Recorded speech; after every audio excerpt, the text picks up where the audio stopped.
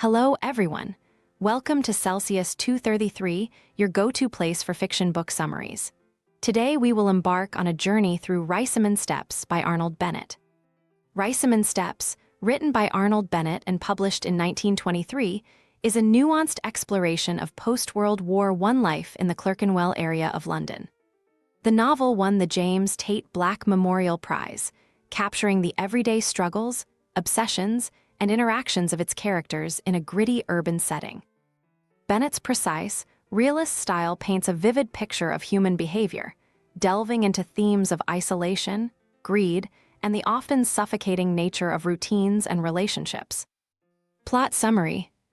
On a damp autumn afternoon in 1919, Henry Earl Forward ascends Riceyman Steps, a flight of stone stairs in Clerkenwell, London.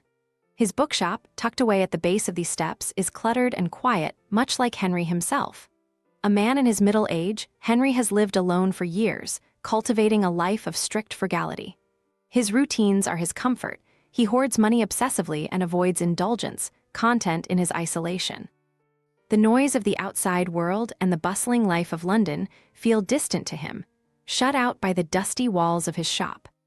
Across the street, Violet Arb has recently taken over a small confectionery shop. A widow in her 40s, Violet is looking for a new beginning after her husband's death. The war has left her unsettled, yearning for purpose. She is drawn to Henry, sensing a shared loneliness beneath his reserved demeanor. Her lively spirit contrasts sharply with Henry's miserly habits, but something stirs between them.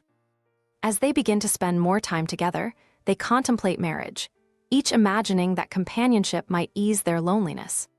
For Henry, marriage represents not just emotional fulfillment, but also a kind of practicality. His solitary existence, which once seemed enough, now appears fragile. Violet offers him a way to strengthen his routine, to introduce a new kind of order. He imagines her presence bringing warmth to his cold, cluttered rooms.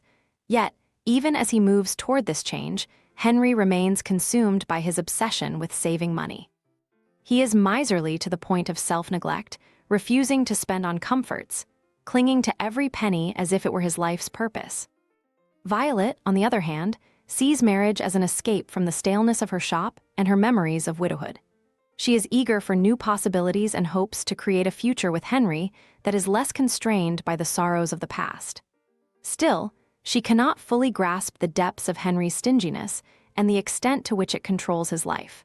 She underestimates how much his rigid habits will dictate their shared life together. Among these lives, Elsie, the charwoman who works for both Henry and Violet, moves silently. She scrubs their floors, dusts their shelves, and witnesses the delicate dance of their courtship. Elsie is young and poor, a widow like Violet, though her circumstances are much more dire.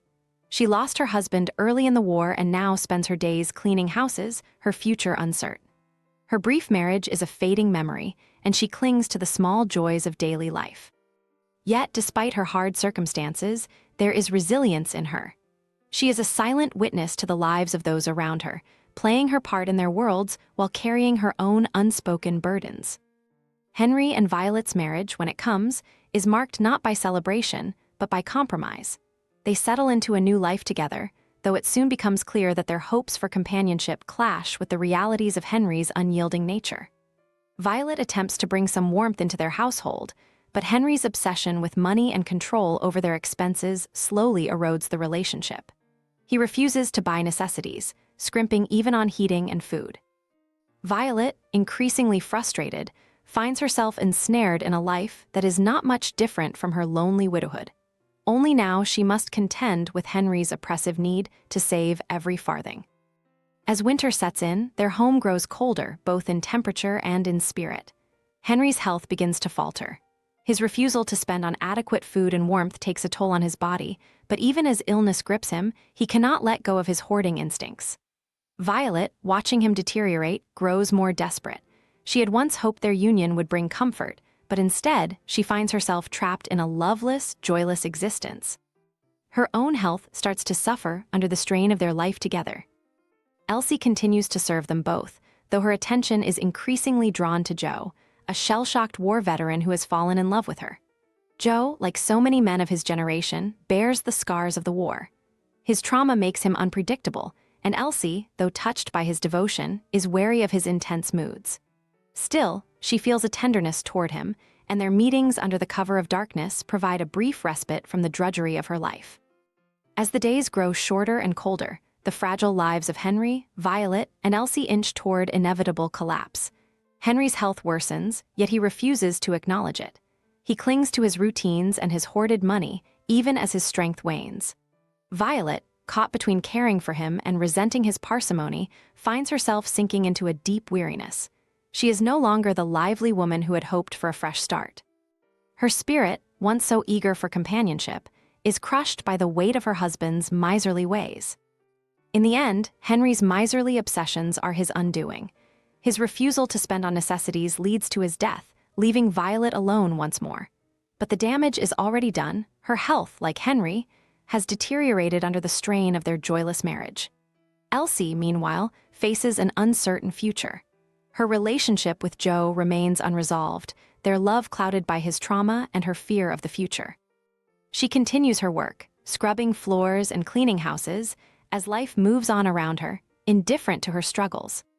The steps of Riceyman remain as they always have, silent witnesses to the lives that pass through them. Henry's bookshop, now abandoned, stands as a testament to a life consumed by greed and isolation.